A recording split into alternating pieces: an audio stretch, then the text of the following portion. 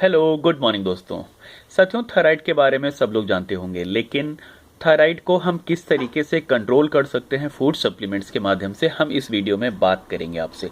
लेकिन सबसे पहले ये जानना जरूरी है दोस्तों कि थायराइड है क्या।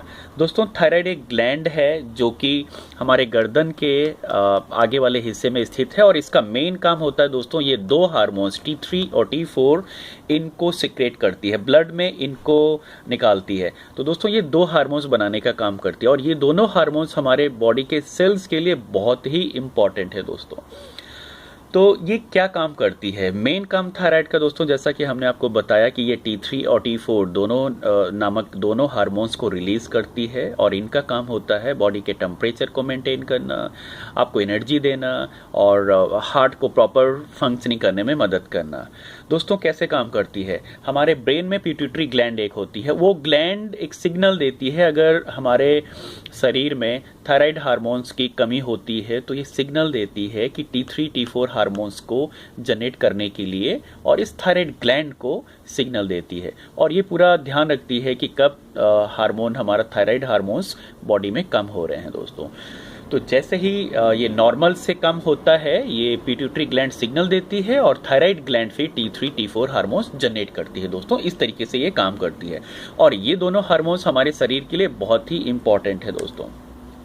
दो तरीके की थायराइड होती है दोस्तों, एक हाइपरथायराइड, दूसरी हाइपोथायराइड। हाइपरथायराइड तब होता है जब T3 T4 ज़्यादा मात्रा में हमारी बॉडी में जनरेट हो रहे हैं, ज़्यादा मात्रा में बन रहे हैं और बॉडी सेल्स को ज़्यादा तेज़ काम करने के लिए मजबूर कर देते हैं। अगर T3 T4 आपके शरीर में ज़्यादा पैदा हो रहे हैं और आपके ग्लैंड के द्वारा, तो उसको हम लोग बोलते हैं हाइपरथायराइड।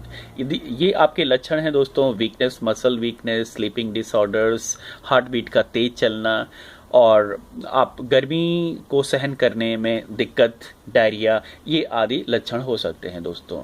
दूसरी है हाइपोथायराइड। हाइपोथायराइड यानी कि जिसमें कि आपके हार्मोन्स जो T3 T4 हार्मोन्स हैं वो प्रॉपर मात्रा में, प्रचुर मात्रा में नहीं बन पा रहे हैं आपके शरीर में, जिससे कि आपका weight loss, dry skin, nails, hair problems, memory problems, depression, higher level of cholesterol, slower heart rate, ये लक्षण हो सकते हैं दोस्तों।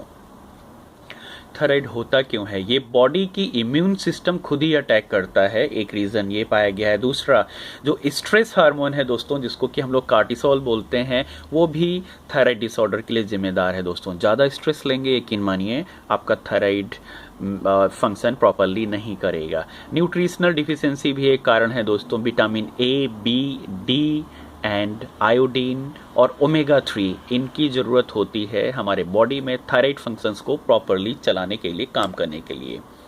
कैसे कंट्रोल करेंगे? यस, प्रॉपर डायग्नोसिस और मेडिकेशन से आप कर सकते हैं। हंसते रहिए दोस्तों। डोपामाइन नाम का एक आपका हार्मोन जनरेट होता है जो कि हैप्पी हार्मोन्स हम लोग बोलते हैं, वो बहुत ही मदद करता है आपको हार्मोन्स को प्रॉपर फंक्शनिंग के लिए। Exercise daily half an hour दोस्तों, हाफ एन आवर डेली करिए और ऐसे एक्सरसाइज जरूर करिए, योगा जरूर करिए, जिससे कि आपके थायराइड ग्लैंड को मदद मिलती हो प्रॉपर फंक्शनिंग में। हल आसन एक आसन है, दूसरा सर्वांग आसन जो कि गर्दन के लिए, जो गर्दन की एक्सरसाइज के लिए बहुत अच्छा फायदेमंद है दोस्तों। जंक फूड मत खाइए, ज़्यादा ग्लूटेन से भरी हुई चीज़ें, ब्रेड, पास्ता, सोया के फूड्स, बियर, इनसे बचिए दोस्तों, आप कंट्रोल कर सकते हैं। विटामिन का क्या रोल है थायराइड को? Vitamin D major role play करता है दोस्तों थायराइड को कंट्रोल करने में। ओमेगा 3 फैटी एसिड्स प्रोटेक्ट करता है थायराइड ग्लैंड को और ये हाइपोथायराइड में बहुत ही मददगार होता है ओमेगा 3 फैटी एसिड दोस्तों। नेचुरल बी विटामिन यानी विटामिन बी कॉम्प्लेक्स भी मदद करता है ये आपका थायराइड को कंट्रोल करने के लिए दोस्तों। अश्वगंधा, ये स्टडी से पता चला है दोस्तों कि हाइपोथायराइड यानी जहाँ पे अंडर एक्टिव आपका हार्मोन है, थायराइड हार्मोन है, उसमें आपका ओमेगा 3 अश्वगंधा बहुत ही मदद करता है दोस्तों। तो ये पावरफुल हर्ब है, इसको हम लोग कार्टिसोल यानी कि जो स्ट्रेस हार्मोन है उसको रिड्यूस करता है, स्ट्रेस हार्मोन को रिड्यूस करता है। और जैसा कि हमने बताया दोस्तों, स्ट्रेस एक मेजर कारण है आपका थायराइड को फंक्शंस को प्रभावित करने में दोस्तों। अल्फाल्फा कैल्शियम बोलते हैं, इसमें कैल्शियम, मैग्नीशियम, विटामिन डी है दोस्तों। ये देखा गया है विटामिन डी का, स्टडीज़ बोलते हैं विटामिन डी का बहुत अच्छा प्रभाव है हमारे शरीर में थायराइड्स को प्रॉपरली फंक्शन करने के लिए।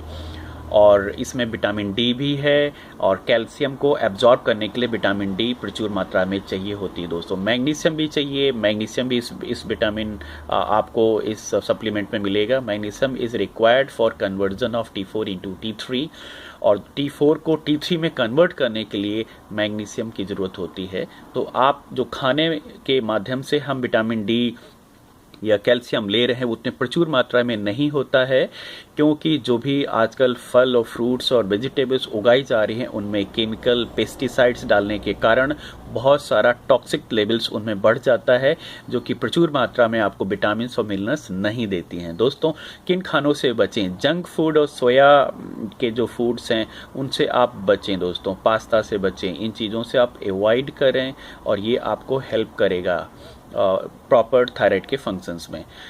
दोस्तों, इम्पॉर्टेंट पॉइंट ये है कि आप जो भी फूड सप्लीमेंट हो वो मेडिसिन के साथ लेने से बचें। सोया, वॉलनट और जो भी आयरन के सप्लीमेंट्स हैं उनको आप जो भी थायराइड की मेडिसिन ले रहे हैं उसके साथ नहीं लें। कम से कम 2 से 4 घंटे का आपका इंटरवल होना चाहिए, गैप होना चाहिए। अगर आप विटामिन बी भी ले रहे हैं और या फिर आप उसके साथ कैल्शियम ले रहे हैं, तो आपको इन फूड सप्लीमेंट्स और अपनी रेगुलर मेडिसिन से डिफरेंस रखना चाहिए, जो गैप रखना चाहिए दोस्तों।